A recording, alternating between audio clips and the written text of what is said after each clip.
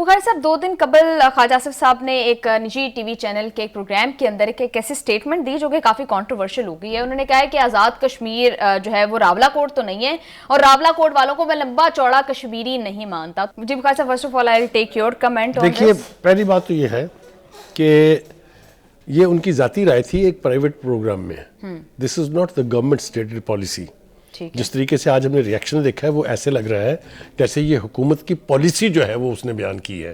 तो एक तो we should take things as they are, ठीक है, हमें उसको अपनी मर्जी से इंटरप्रेट नहीं करना चाहिए। ही इज सेइंग कि ये मेरी ओपिनियन है, मैं तो उनको लंबा चौड़ा नहीं मानता, ये गवर्नमेंट की पॉलिसी नहीं है।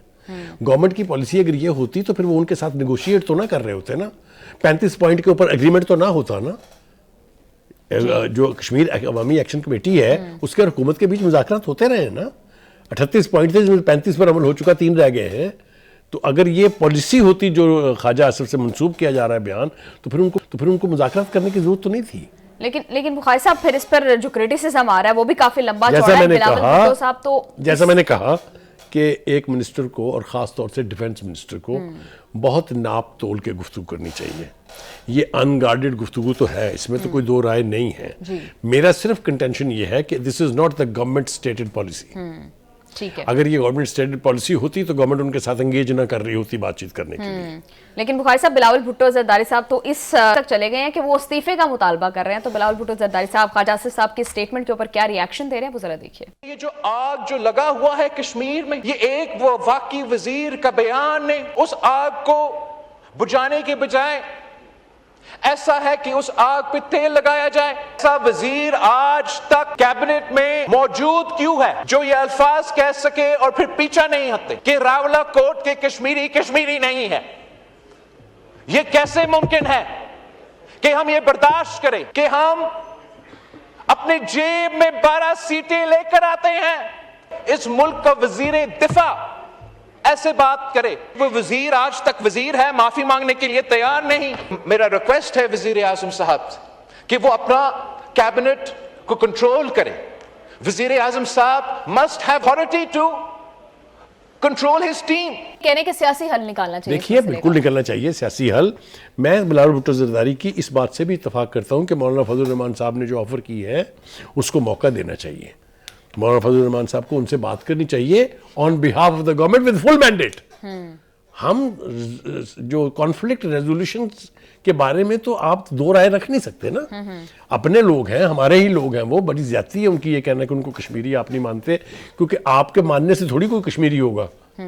कश्मीरी तो कश्मीरी है ना, उसको तो आप डिनाई नहीं कर सकते। लेकिन वो जो महाजरीन यहाँ पर बसे हुए हैं आके, जिनकी 12 सीटें हैं, जिनका तज़किरा हो रहा है, उनको वो कश्मीरी मानने के लिए तैयार नहीं है कि इनके पास वोट का हक नहीं होना चाहिए, इनको सीटें नहीं मिलनी चाहिए।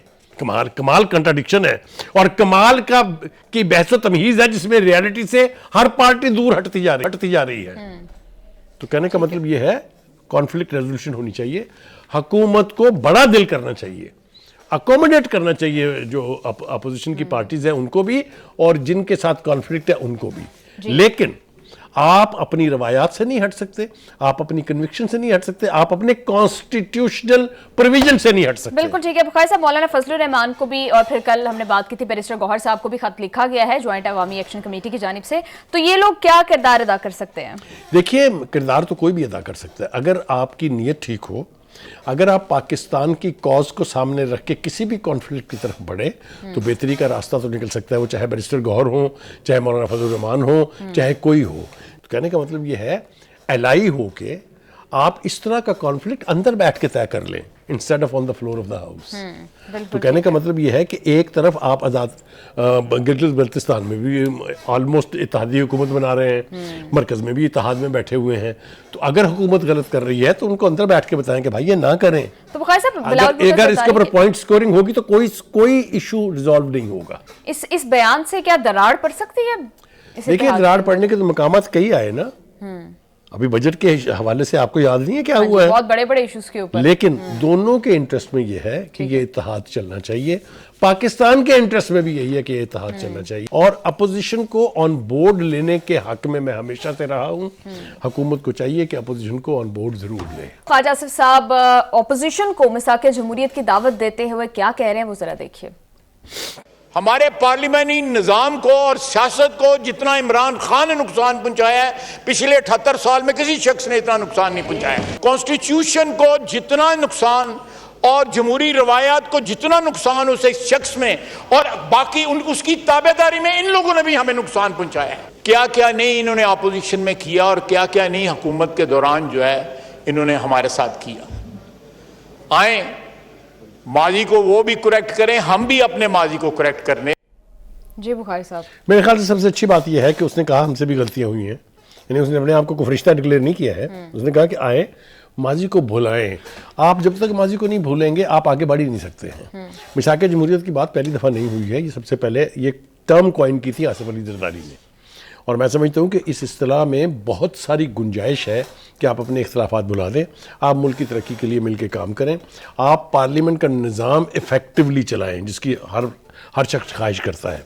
तो ये मेरे ख्याल से इस ऑफ़र का जवाब तो आ जाएगा, जिस तरह प्राइम मिनिस्टर ने तो यही ऑफ़र किया ना कि मिसाक जमहूरियत कर ले, जिसके ऊपर बैरिस्टर गौहर ने कहा कि हाँ जनाब हम इंतजार कर रहे हैं। ऑफर्स ही चल रही हैं अभी तक हाँ, और जवाब में वो भी पॉजिटिव जवाब दे देते हैं, लेकिन बातें ही चल रही हैं। देखिए जब कभी भी इसके ऊपर अमल हुआ है तो डोरियां किसने खींची हैं, वो भी फिर बात निकलेगी तो बहुत दूर तक जाएगी। वो आपके सामने है। बिल्कुल ठीक है। कहने का मतलब यह है कि दिल बड़ा करना चाहिए। अगर आप चाहते हैं कि मुल्क में जमहूरियत पनपे, अगर आप चाहते हैं कि इसके ऊपर फिर शबखून ना मारे कोई, तो फिर आपस में बेहतरी लाने की मुश्तरका कोशिशें करें।